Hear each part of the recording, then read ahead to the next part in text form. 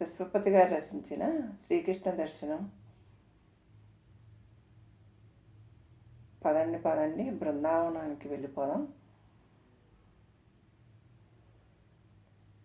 తాను ముందు ముందు చేయవలసిన కార్యాలన్నీ గుర్తుకు వచ్చి అప్పుడప్పుడు తనలో తాను నవ్వుకుంటాడు. ఉయ్యాలలో ఉన్నాడన్న మాటే గాని ఆ పురుషోత్తముడికి సృష్టిలో ఎక్కడ ఏది జరుగుతుందో నిత్యం గమనిస్తుంటాడు.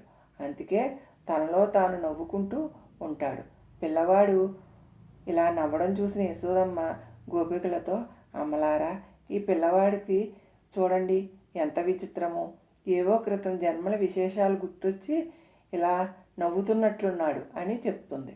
పాపం యశోదకి ఏం తెలుసు, ఇక్కడ ఉయ్యాలలో ఉన్న బాలుడు ఈ విశ్వం మొత్తాన్ని తనలోనే నింపుకుని ఉన్నాడని, అందరి జీవుల యందు అంతర్యామి స్వరూపంలో ఉండేది ఇతడే అని, అసలు తన ఆదేశం లేనిదే ఈ సృష్టిలో ఏ ప్రాణి ఒక్క క్షణం కూడా ముందుకు కదలదని, సృష్టి మొత్తానికి ఆధారభూతుడైన ఆ నారాయణుడే ఇలా ఇక్కడ చిన్నపిల్లవాడుగా ఉన్నాడని ఆ అమాయక గోకుల వాసులకేం తెలుసు. ఆ రోజు పిల్లవాడు ఇంకా ముద్దుగా కనిపిస్తున్నాడని చెప్పాను కదా. కారణం ఏమిటో తెలుసా? ఇంకా కాసేపట్లో అక్కడికి తనకి ప్రియాతి ప్రియమైన ఆదిశేషుడు గరుత్మంతుల వారు రాబోతున్నారు. ఈ సృష్టిలో ప్రతి క్షణం ఎక్కడ ఏం జరగబోతున్నది తెలిసిన ఆ పురుషోత్తమునికి తన అనుంగు భక్తులు వస్తున్నారని తెలియడంలో ఆశ్చర్యమేముంది. ఇలా తలుస్తుండగా కృష్ణయ్య ఉన్న గదిలో నేలపై ఒక్కసారిగా ఒక సర్పం జరజర పాకడం యశోదమ్మ చూసింది. యశోదమ్మ గట్టిగా ఒక కేక వేసి పిల్లవాడిని ఏం చేస్తుందో అని ఇరుగు పొరుగుల వారిని గట్టిగా అరిచి పిలిచింది. నలుగురు వచ్చేసరికి ఆ సర్పం ఇంట్లో నుంచి బయటికి వెళ్ళింది. యశోద పక్క ఇళ్లలోని వారు దాని వెంట పరుగులు పెట్టారు. అయితే అది ఆ సర్పం ఏదో మాయా సర్పంలాగా కాసేపు కనపడి ఇట్టే మాయమవుతోంది. అది కూడా ఒకరికి చిన్నదిగా ఒక రంగులో కనపడుతుంటే మరొకరికి పెద్దగా మరొక రంగులో కనపడుతుంది. ఇదంతా ఆదిశేషుడు సృష్టించిన మాయ. పిల్లవాడి దగ్గర ఎవరూ లేకుండా అందరూ బయట ఆ పాముని వెతకటంలో అటు ఇటు పరిగెడుతూ చాలా దూరం వెళ్ళారు. యశోదమ్మ గడప దగ్గరే ఒక పెద్ద కర్ర పట్టుకుని కూర్చుని ఆ సర్పం మళ్ళీ వస్తుందేమోనని చూస్తోంది. ఇలా ఉండగా ఇంటి లోపల ఆదిశేషుడు గరుత్మంతుల వారు అదృశ్య రూపంలో ఉయ్యల పక్కనే నుంచుని ఉన్నారు. తాము ఎల్లప్పుడూ పురుషోత్తముని సేవించే పురుషోత్తముని ఇంతకాలానికి ఇలా చిన్నపిల్లవాడిలా చూసి ఎంతో సంతోషపడ్డారు.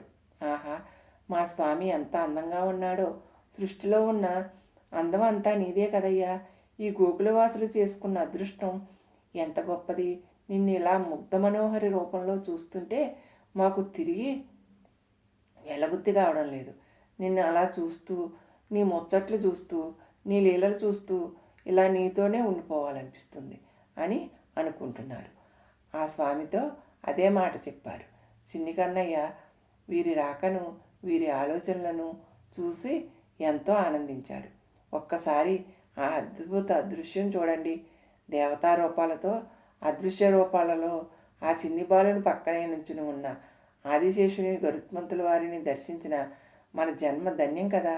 వారు కాసేపు అలా స్వామితో ముచ్చట్లు ఆడి వారిద్దరూ స్వామి వద్ద సెలవు తీసుకుని వారి వారి స్వస్థలాలకు ప్రయాణమై వెళ్ళారు. అప్పుడే యశోద లోపలికి వచ్చి ఆ చిన్ని బాలుని ఎత్తుకుని ముద్దాడి, ఎంత గండం తప్పిందిరా కన్నా నీకు, ఆ పాము ఎలా ఉందనుకున్నావు, నువ్వు చూస్తే ఎంత భయపడేవాడివో, ఎంత బెదిరిపోయేవాడివో, భగవంతుని దయవల్ల ఎటో వెళ్ళిపోయింది తండ్రి, నా కన్న తండ్రి అంటూ ఎన్నో ముద్దులు కురిపించి చిన్ని కన్నయ్యను తిరిగి ఊయలలో పడుకోబెట్టింది.